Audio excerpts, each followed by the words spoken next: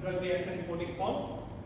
Now this is important that you have to understand each and every part, like patient information, suspected ADR reaction, okay, all the unique worldwide unique number is given by the area from the IPC only.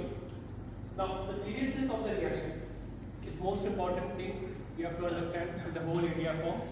Overall, if you say that when a patient comes with a typical reaction, we look into the case, the initial case or a follow-up case, right? Then after that, we do the patient initials. The patient initials means the first letter of the first word and the last word. Suppose my name is Rajiv Das. So RD, okay? So it should be RD. Why?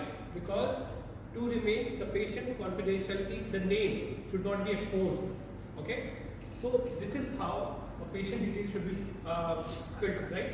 Now age or date of birth, patient sometimes don't remember the age. So we ask for the date of birth or the year which they were born, okay? Then the weight in kg, also height is possible. Then the gender. Now this is very important thing, event or reaction start date, event reaction stop date. Event means the adverse drug reaction event. This is very important. This is not about when the drug was started and when the drug was stopped. It is something about when the reaction has been started and when the reaction has been stopped. And this most of you do wrong. Okay? Then describing the event or reaction and management is all about history taking. Whatever you take in a history, okay, it will be there in the question paper, or if you ask the patient, he will give, okay, this is all about, what happened to me, at what time, at what date, okay. Everything he will say, how they were managed, whether the drug was withdrawn, whether the drug was reintroduced, okay. And everything should be reported over here, like in a very crisp, precise manner. And after that, all the relevant investigations with the dates, okay, whatever has been given, provided to you, should be written over here. The ANCH code number and the worldwide unique number will be provided by when you start filling the formula. The first thing you will get a unique number. When you save the report, जैसे save करना start करते हो ना, तो सबसे पहले तुमको एक वर्ल्डवाइड यूनिक नंबर मिलता है. ये नंबर कभी भी आपको क्वेश्चन पेपर में नहीं मिलेगा या फिर प्रैक्टिस में नहीं मिलेगा. कि जब आप फॉर्म भरना स्टार्ट करोगे उस साइट में जाके, तब आपको ये नंबर वहाँ ऑटो जनरेट होगा. ठीक है, you are not suppose to fill this form. ठीक है, मतलब यहाँ पे फॉर्म में ये नहीं भरना होता है. Registration OPD number, IPD number ये आपको मिल जाएगा. ठीक है, उसके बाद क्या है, कोई और स्पेशल लाइक एलर्जी है किसी से, like plant allergy, drug allergy, ठीक है, ये हो गया. फिर एडिक्शन हो गया, हेपेटिक रीनल डिसफंक्शन हो गया, है ना, मतलब these are special cases. Pregnancy हो गया, तो उसमें अगर ये रिएक्शन हो रहा है वो बताना. फिर सीरियसनेस ऑफ द रिएक्शन, जो रिएक्शन हुआ उसके चलते क्या हुआ कि पेशेंट का डेथ हो गया. So death is the ultimate truth, right? Like मतलब लास्ट चीज होता है मेडिकल साइंस में. डेथ मतलब that's the end of line of treatment. अब नहीं हो सकता ट्रीटमेंट, पेशेंट गया. तो डेथ से पहले sometimes may be life threatening, एकदम आईसीयू तक पहुंचा दिया लोग, मतलब ऐसा रिएक्शन हुआ कि आईसीयू तक चला गया पेशेंट. उससे कम हॉस्पिटलाइजेशन हो गया. ठीक है, घर में था, कोई दवाई खाया, रिएक्शन हो गया, हॉस्पिटलाइज हो गया. ठीक है, तो ये धीरे धीरे देख रहे हो सीवियरिटी कम हो रहा है, सीरियसनेस कम हो रही है. यहाँ पे क्या है, कोई कॉन्जेनिटल एनोमली हो गया. कॉन्जेनिटल आज हम लोग डिस्कस करेंगे टेराटोजेनिसिटी. ठीक है, तो वो सब के बारे में डिस्कस करेंगे ना. या फिर कोई दवाई खाने से ऐसा हो गया कि लाइक फॉर्निस गैंग्रीन हो गया, किसी तरह का कुछ ऐसा एडीआर रिएक्शन हो गया जिसके चलते उसको एम्पुटेशन करना पड़ेगा, डिसेबिलिटी कॉज हो. So this is all about how we जज the seriousness of the ADR reaction. ठीक है, is the first part.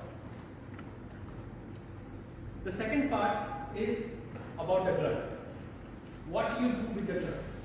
The drug which is there, maybe the name or the brand is given, maybe the manufacturer name is given or may not be given, may not be known.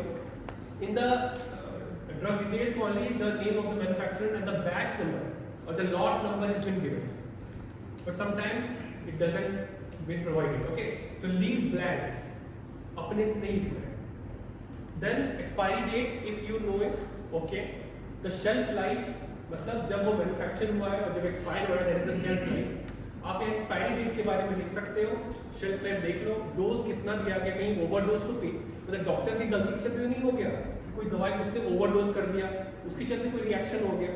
ठीक है, root देखो, किसको ivy देना था, ये ion देना था, वो आईवी दे दिया। ठीक है, हो सकता है कि देने वाले का गलती हो गया, है ना, कुछ एरर हो गया, मेडिकेशन एरर जिसको बोलते हैं हम लोग। फ्रीक्वेंसी देखना है कितना बार दे रहे हो। थेरेपीज में अब यहाँ पे इंपॉर्टेंट है कि दवाई स्टार्ट कब हुआ, एंड कब हुआ। बट वो स्टार्टिंग में जो मैंने दिखाया था वो रिएक्शन स्टार्ट कब हुआ, एंड कब हुआ था। तो क्वेश्चन में ना यही सबसे बड़ा गलती होता है बच्चों को। तो ये चीज़ को सीखो सबसे पहले, बिकॉज कल के दिन तुमको सिखाना। और जो दवाई दी जा रही है उसका इंडिकेशन क्या है, क्यों दिया गया, that is the indication, why the drug has been started at the first place. उसके बाद क्या है, कॉजलिटी असेसमेंट। तो ये हम लोग डिस्कस करेंगे, इस हम लोग फिर करेंगे एग्जाम लेके चलेंगे। नो असेसमेंट हो गया। कॉजलिटी असेसमेंट के बाद आपका ये हो गया कि वो आपका एक आपका जानना होगा कि आपको WHO UMC स्केल के अकॉर्डिंग बढ़ना होगा। UMC मतलब उपसाला मॉनिटरिंग सेंटर। तो at the end of the day who is the boss, Uppsala monitoring centre, वहां ऊपर से हो रहा है सब कुछ मॉनिटर पूरे वर्ल्ड में, है ना। तो उसी के अकॉर्डिंग हम लोग उसको फॉर्म को बढ़ते हैं। We don't go for nano scale और कोई दूसरे स्केल। ठीक है, इसके बारे में जानना होता है, कभी कोई पोस्टर प्रेजेंटेशन होगा या कुछ होगा वहां पे हम यूज कर सकते हैं उसको। But WHO UMC scale standard used all over the world. तो ये बहुत इंपॉर्टेंट है, ये भी आज हम डिस्कस करेंगे। The next thing, what happened, action taken after the reaction. What मतलब एक होता है ना एक्शन रिएक्शन, है ना। तो action taken after the reaction मतलब क्या हुआ कि ड्रग इज विथड्रॉन, ड्रग को रोक दिया गया। यहाँ पे मल्टीपल कॉलम्स क्यों दिया गया है, क्योंकि there may be suspected multiple drugs. हो सकता है कुछ यहाँ लिखना पड़े कुछ आयुर्वेदिक थेरेपी उसमें लिया है, कुछ जड़ी बूटी पेशेंट खा लिया था, साथ में बुखार नहीं उतरा था तो ये दवाई भी खाया पैरासिटामोल, साथ में कुछ आयुर्वेदिक दवाई भी खाया। If you don't know the name of Ayurvedic drug, just write some Ayurvedic drug, you write something. ठीक है, जब पता चल गया है कि already he was taking some homeopathic medicine for pain therapy, तो उसको लिखना है कि he was under some other therapy also, है ना। वो करने के बाद तो क्या हुआ, एक्शन क्या दिखा गया भाई। अब रिएक्शन होने के बाद डोज को इंक्रीज तो जनरली कोई करता नहीं है, बट ये कॉलम है, यू शुड नो, डोज को रिड्यूस किया गया, yes it may be done. Dose का कोई चेंज नहीं किया लेकिन दोबारा हो सकता है दे दिया गया, है ना, या फिर आपको पता ही नहीं क्या हुआ। Next, reaction reappeared after reintroduction of suspected medication. Very important, what is this word, yes rechallenging, very good. So this is rechallenge, मतलब आपने वो सस्पेक्टेड ड्रग जो ऑलरेडी सस्पेक्टेड था, आपने उसको फिर से देखा कि भाई ये ट्रायल करके देखा कि इसी से हो रहा है कि नहीं, किसी और से हो रहा है। सो रीचैलेंजिंग इज वेरी इंपॉर्टेंट। अगर किया गया है यस, नहीं किया है नहीं, अपने से नहीं बढ़ना है, या तो उसका डोज कितना है। ठीक है, वो होने के बाद उसके साथ कॉन्कॉमिटेंट मेडिकल प्रोडक्ट्स क्या क्या दिया गया, कोई अपने पेशेंट का सेल्फ मेडिकेशन करते, वेरी इंपॉर्टेंट। यहीं पे तुमको सेल्फ मेडिकेशन का डेफिनेशन पूछा जा सकता है। ठीक है, जब मैं फर्स्ट क्लास सेल्फ मेडिकेशन के बारे में था, सेल्फ मेडिकेशन अवेयरनेस के बारे में, ठीक है, और हर्बल रेमेडीज इसके बारे में हम डिस्कस करेंगे, और विद थेरेपी डेट्स। ठीक है, तो उसको हम लोग यहाँ पे इंक्लूड करेंगे। ठीक है, उसके इंडिकेशन बताएंगे, और इसी फॉर्म में लास्ट में आपका रिपोर्टर डिटेल्स दिया हुआ, and this reporter details should be your hostel number, या फिर आप अगर जैसे घर है तो आप घर बता सकते हो, आप जिस इंस्टीट्यूट में या फिर जिस डिपार्टमेंट से बिलोंग करते हैं आप उस डिपार्टमेंट का ऑफिस का एड्रेस दे सकते हो। So this is how you have to fill the form. और ये रखना, ये जो फॉर्म है ना, इसका कलर क्या है, what is the colour, the colour is red. Red colour है तो ये फिक्शंस के लिए, देयर इज ब्लू आल्सो। ठीक है, मतलब there are different colour codes also. लेकिन who can report the ADR forms, who can report to the highest authority, कौन कर सकता है, anyone can, पेशेंट भी कर सकता है, फार्मासिस्ट भी कर सकता है, केमिस्ट भी कर सकता है। प्रॉब्लम क्या होता है, आधा लोग जानते नहीं कैसे किया जाता है। ठीक है, so this is all about the awareness programme, जिसको हम चाह रहे थे कि आप लोगों को बताया जाए ADR फॉर्म के बारे में। यहाँ पे बस एक चीज डिस्कस करेंगे, this is all about your WHO UMC scale में certain, probable, possible, unlikely, there are other things also that you have to understand कि there are terms like हम लोग assess करते हैं, ये क्या चीज़ assess करने के बाद हम लोग ये बताते हैं कि time to event plausible, plausible मतलब होता है रिलेटेबल, मतलब आप दवाई लिए, रिएक्शन हुआ, इज दैट रिलेटेबल? ये पहला क्वेश्चन है। अगर यस तो ये तीनों हो सकता है, अनलाइकली नहीं होगा। We have to rule out one by one. दूसरा क्वेश्चन है अदर एक्सप्लेनेशन एक्सक्लूड किया गया है क्या? यस यस नो नो, ठीक है। मतलब अगर एक्सक्लूड कर दिया गया है तब तो गारंटी है भाई सर्टेन है तो प्रोबेबल होगा। उसके बाद रिकवरी हुआ क्या विड्रॉल के बाद? यस यस, कोई नहीं है, पता नहीं। मतलब अगर हो गया इसका मतलब पक्का इसी से हुआ है, सर्टेन या फिर प्रोबेबल हो सकता है।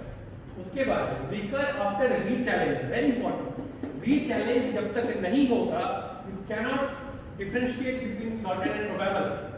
आधे लोग इसी में गलती करते हैं, जानते ही नहीं है होता क्या है भाई। रीचैलेंज अगर नहीं हुआ है तो हम सर्टेन या प्रोबेबल कैसे बोल सकते हैं?